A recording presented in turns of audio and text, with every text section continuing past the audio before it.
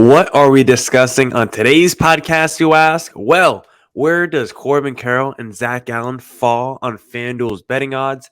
Breaking down a whole bunch of Dbacks betting stats, all on today's Locked on Diamondbacks podcast. You are Locked on Diamondbacks, your daily Arizona Diamondbacks podcast, part of the Locked On Podcast Network, your team every day.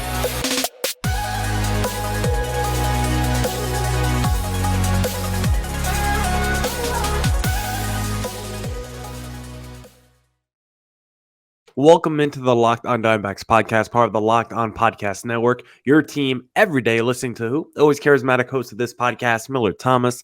I'm a multimedia journalist and I'm a graphic designer, so please go check out my website, millerthomas24.myportfolio.com. On there you can see all my latest work, from my packages to my articles to my photos and my graphic design. If you want to see more content by me, just follow me on Twitter at CreatorThomas24 for my personal account, or just look up Locked on Diamondbacks, both Twitter, Instagram for the podcast handle. And of course, thank you for making Locked on Diamondbacks your first listen every day. I would not be able to do this podcast without you, my loyal listeners, sharing, subscribing, reviewing, doing all that so I could do this podcast for you.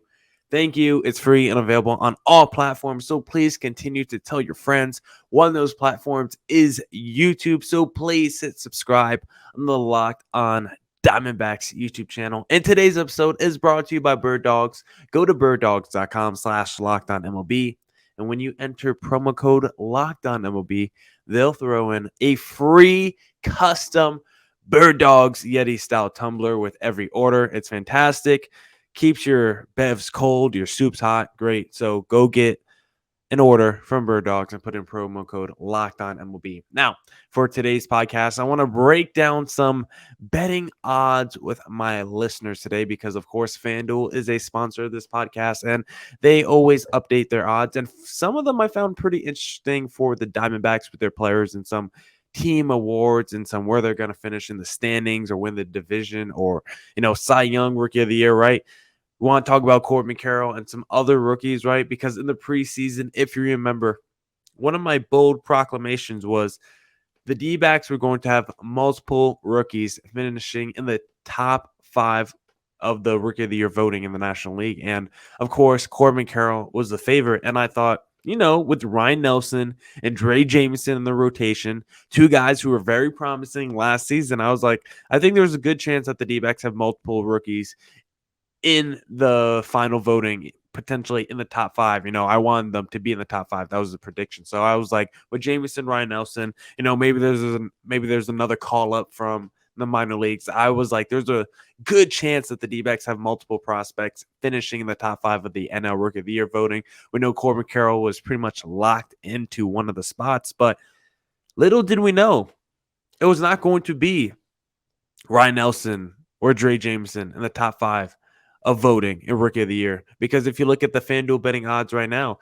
James Outman, the Dodgers rookie, who has been a sensation this season, who I didn't know much about before this year, has been phenomenal for the Dodgers this year. He's at plus 180. He's currently the favorite for the NL Rookie of the Year. Second is Corbin Carroll at plus 220, so he's not far behind. Corbin Carroll is still having a fantastic season in his own right. Currently, his stats, he's got a 280 average on this off day with an 855 OPS.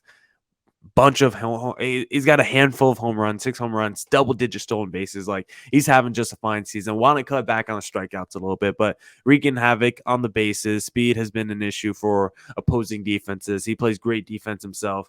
Real contact hitter, power. Like, the ball flies off his bat. He crushes it. So, Corbin Carroll, we're not worried about at all. I think he can overtake James Outman by season's end.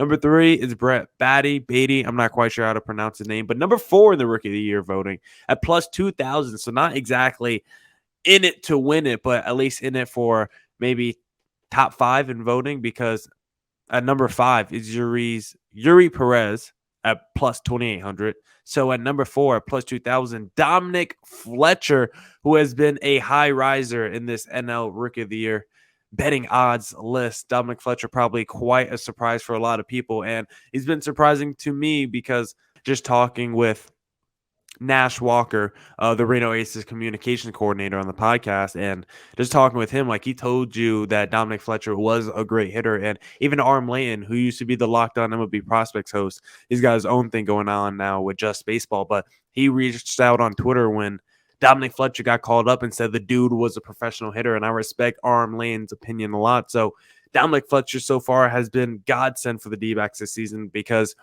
Jake McCarthy, someone that we thought highly of entering this year, like we talked about in yesterday's podcast, I think like he was going super high. If you play fantasy baseball, if you do any drafts, he was going super high in those drafts. He's been disappointed, got called down really quickly. Alek Thomas, they gave him a longer leash, but he's also been struggling this season. And those were two outfielders who we thought were maybe building blocks, foundational pieces, and they can still turn it around, still super young, still super early in their careers, but just not off to the greatest starts for this year. And so they're down in the minor leagues right now. Hopefully they could recover their form and get back on track to what we've seen. I mean, we've seen more on the major league level from a Jake McCarthy than Alek Thomas, but Alek Thomas did crush in the minor league level. And there's a reason he was as high as the number 2 best prospect in the D-backs organization. But they're down in AAA now, trying to recover their form. And Dominic Fletcher has carried the load. And it's helped too that Lourdes Gurriel has been fantastic from that Dalton Varsho trade. So you got Corbin Carroll, Rookie of the Year favorite, been crushing it. Lourdes Gurriel, steal. Dalton Varsho trade. And now Dominic Fletcher, a godsend from the minor leagues. Hard contact stats are pretty impressive, around an 89-mile-an-hour exit velocity on batted balls, above 40% hard hit percentage. Like really good stuff from him overall. He pretty much is crushing in all the stats. So you got to be super impressed with what you've seen from Dominic Fletcher. And my prediction of the D-backs having multiple rookies finish in the top 5 of the NL Rookie of the Year voting, as it currently stands with the odds on Fanduel, it's on pace to hit. Now, some other things from the Player Awards page that I find kind of interesting. National League Cy Young. Of course, the favorite right now is our very own Zach Gallen, who has been dominant so far for the D-backs this year. Had a little streak of scoreless innings there for a little bit. It broke, but of course it was dominant as always, as he always is. He's plus 180. Second, it's Spencer Strider at plus 270. And then it's kind of a drop off after that. So it's really Zach Allen, Spencer Strider on a tier of their own. Clayton Kershaw is currently third at plus 1,200, but that's not super realistic. Zach Wheeler's fourth at plus 2,200. And then you got Justin Steele fifth at plus 2,500. So Zach Allen in the driver's seat right now. I mean, he's been fantastic. He's going into like the 7th inning every start. He's getting near double-digit strikeouts, if not double-digit strikeouts. He's pitching like 2 earned runs or less every start. Like Zach Gallen is a straight stud, and I think he deserves to be number 1 in Cy Young betting odds right now. I'm going to pull up his baseball reference, but I know this guy, if you click on his baseball reference page, it's littered in black and bold because this guy leads the league in so many stuff. I thought it was going to be a little bit more, but leads the league in FIP 179, whip .855. He's got 9 games started this year. I probably shouldn't have said that stat. I saw the bold, so I want to say it out loud. But 2.35 ERA. He's 6-1 on the year, 57 innings pitched, 70 strikeouts. Like Zach Allen has had a fantastic season, and they actually have this fun player parlay on FanDuel right now. If you go under player awards, it's a special parlay. You could parlay Zach Gallen to win the Cy Young and Corbin Carroll to win Rookie of the Year at plus 800. That's kind of fun. I like it as a D-backs fan. I think I would take it if I'm a D-backs fan. Plus 800 sounds fine. And I think those odds are only going to get worse as the season progresses because I think Corbin Carroll is going to overtake James Outman in the Rookie of the Year voting. I think Zach Gallen, he's probably going to stay right at that money. I think Corbin Carroll is going to be the one to start losing value over time. So lock in that plus 800 now before it's too late because I do think both of those players are going to take home those awards at the end of this season. And if they take home those awards, you're going to want those player cards. And one of the best places to get player cards is So Rare because our new sponsor, So Rare, is a revolutionary fantasy baseball game and marketplace transforming fans into owners with officially licensed digital cards featuring players from across all 30 MLB teams. Unlike other fantasy baseball platforms, So Rare managers truly own their fantasy experience, collecting, buying, selling, and competing with player cards against global opponents to win epic rewards. Win or lose, you still own your cards, and there's no cost to play. Plus, the more you win, the more you advance, collecting increasingly powerful cards and accessing next level competition and rewards. So rare, MLB game weeks happen twice weekly and span a 3 to 4 day cycle. At the end of game weeks, so rare MLB managers who rank at or near the top of their leaderboards win a variety of rewards, which can include so rare scarcity cards, game tickets, merchandise, signed jerseys, and VIP experiences like meeting MLB stars. Prizes may vary depending on the competition. Head to sorare.com/locked on. That's spelled SORARE.com to draft your team of free player cards, set your lineup, and start competing today to win epic rewards. Again, that's sorare.com/locked on to start playing today.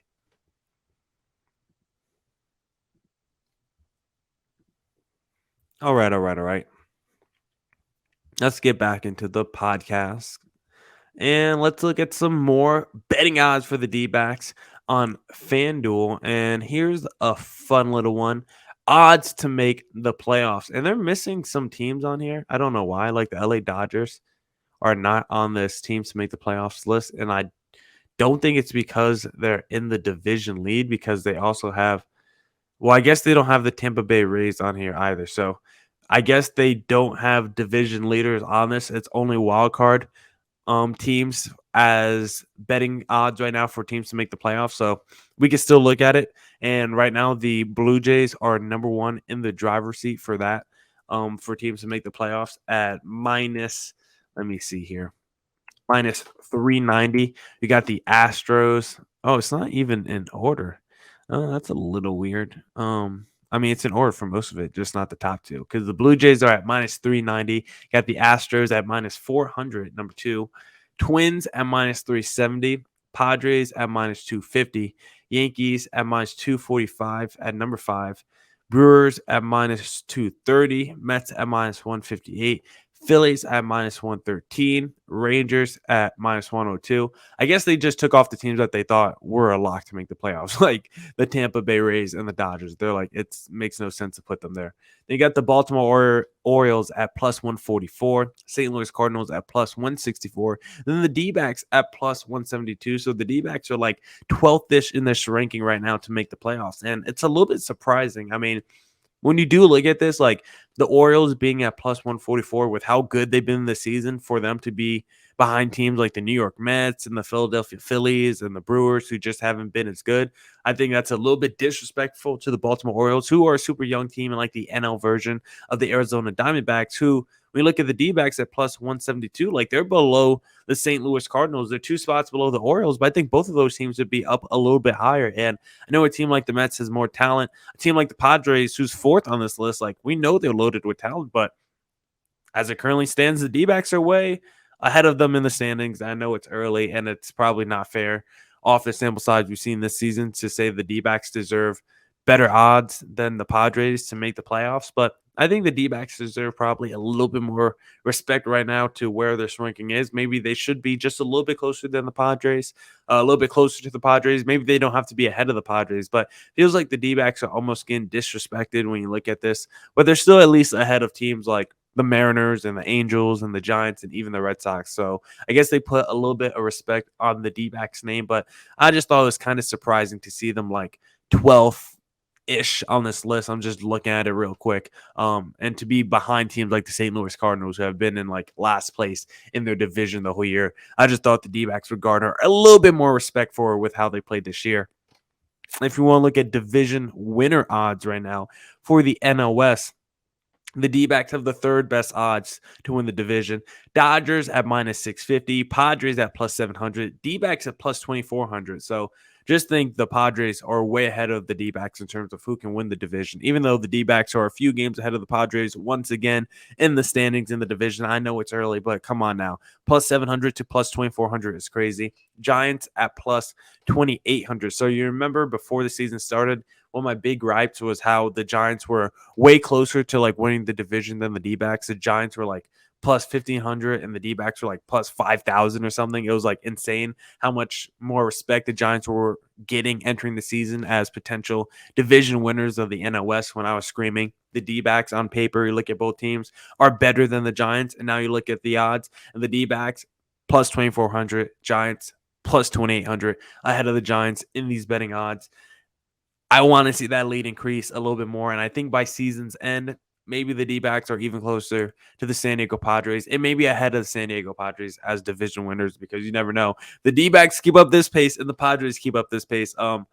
Both of those teams, only one of them is going to be happy, and it ain't going to be the San Diego Padres. But once again, it's early. We're not going to get too overboard when it comes to the standings right now, because I still want to be mindful that it's super early. And when you do this baseball season, like you always have to remember, like when you just look at the last couple of years, if you do the 2020 test where you just take it at a snapshot of 60 games, because during that 2020 season, those teams that won the World Series at 60 games, if you played it out over 162 games, you might have got a whole different set of teams in the wild card, or in the playoffs in general. Because if you remember in 2019, if you took a snapshot just after 60 games, the Washington Nationals are not in the playoffs, and they go on to win the World Series that year. So a lot of teams, even if you look at the All-Star break, like there's a lot of teams who at the All-Star break are not very good, maybe not even in the playoff picture, and then they pick it up in the second half.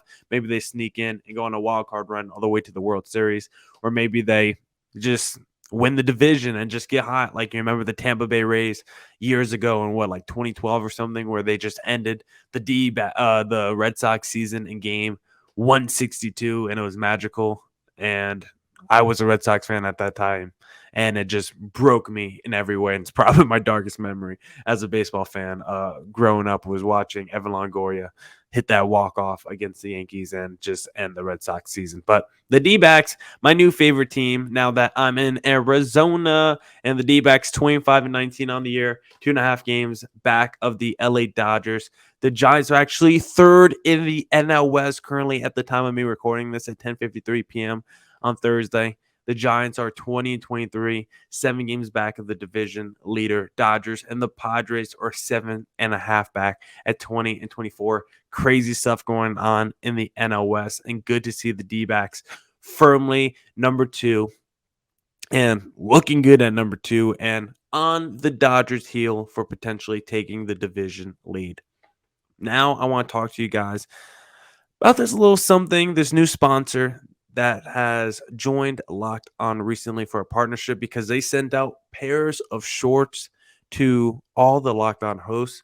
And I'm talking about Bird Dogs, because Bird Dogs, these shorts, man, these things are comfortable. They're above the knee, just like perfect cut length.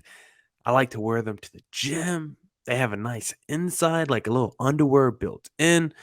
They're great for squatting and doing all my stretching. Like, these are some of the best shorts I've ever worn. And so I think you need to go to birddogs.com. And guess what? If you go there, use promo code LOCKEDONMLB when you order something, they'll give you a custom Bird Dogs Yeti style tumbler. That thing is great for your cold bevs, keeping it cold for hours on end. Your soup, you want to keep that thing hot forever, you get you this tumbler. So go to Bird Dogs, go check out their great selection of pants and shorts. I promise you, you won't be disappointed. I like to wear it now when I do podcasts. So go check it out. You get that tumbler. It's great. birddogs.com.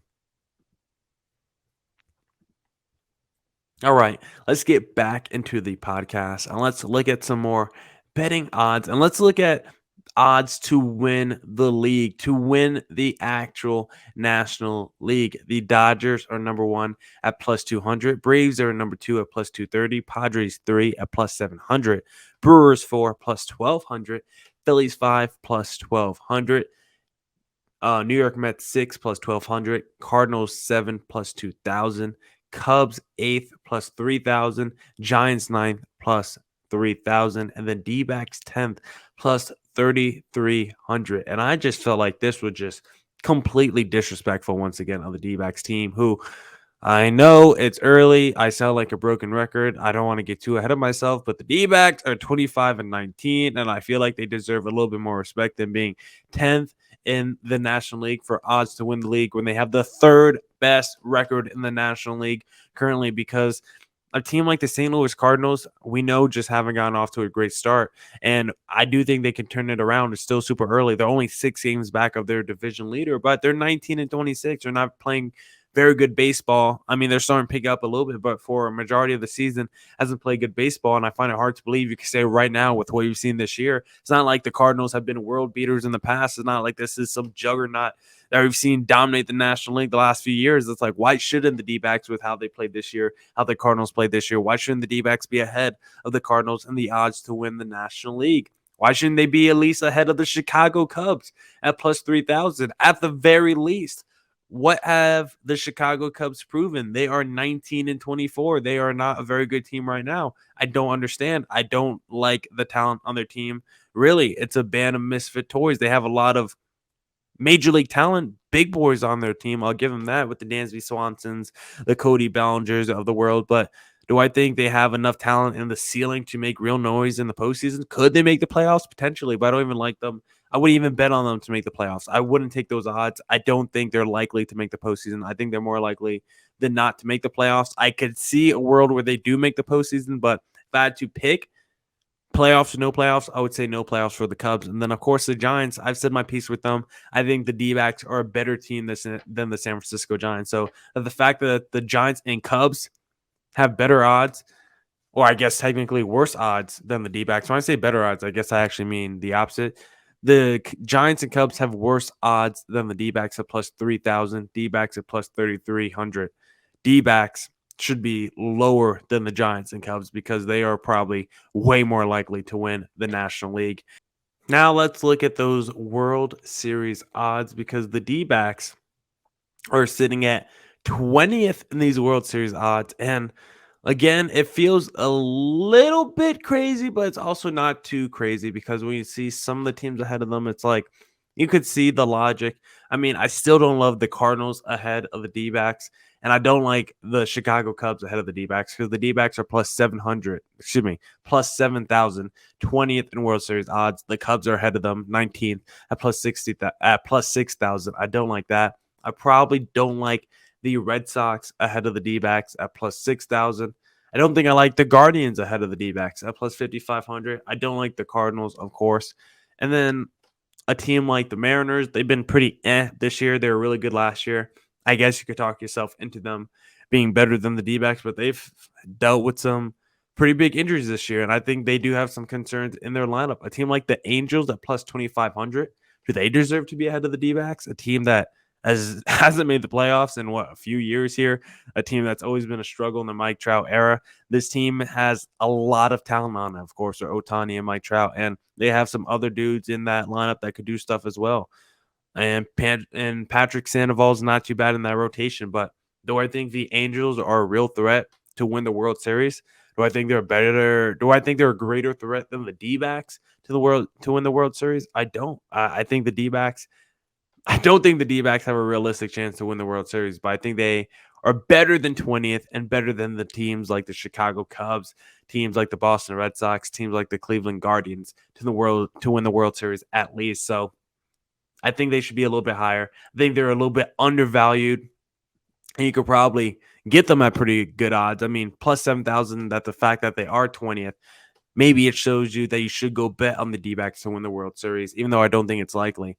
I think the odds are good that the fact they're 20th, like their odds to win the league, you should probably go bet on that. And the odds for them to win the division, like, why shouldn't you go bet on that? Let me see it again. Plus 2,400 for the D-backs to win the division. They're 2.5 games back of the Dodgers right now. That's potentially plus money. If somehow the D-backs win the division, you could walk home a major winner to make the playoffs. The D-backs are plus 172. They're still plus money to make the playoffs right now as the number one wild card seed. So go hammer some of those bets. Go hit that Corbin Carroll, Zach Gallen parlay. Go hit these major bets, and you can thank me later when you win some money at the end of the season. Now, that's it for this edition of the Locked on Diamondbacks podcast. Come back next week for more Diamondbacks news coverage and insight. Thank you to everyone who tuned into the Locked on Diamondbacks podcast every day. Don't forget, you can catch every D-backs pitch on their hometown broadcast when you download the SiriusXM app and search up Diamondbacks on the app. Thank you for making Locked On Diamondbacks your first listen every day. If you do listen every day, put hashtag every day or in the comment section on YouTube. And as always, stay safe, stay healthy. Deuces.